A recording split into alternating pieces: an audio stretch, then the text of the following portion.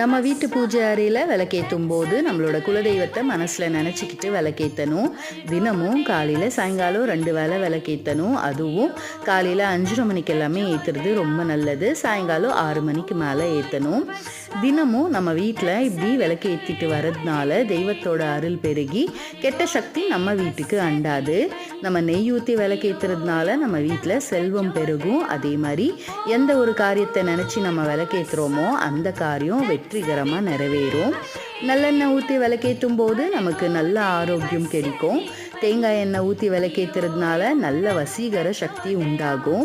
விளக்கெண்ணெய் ஊற்றி ஏற்றுறதுனால இல்லற வாழ்க்கை சுகமாக இருக்கும்.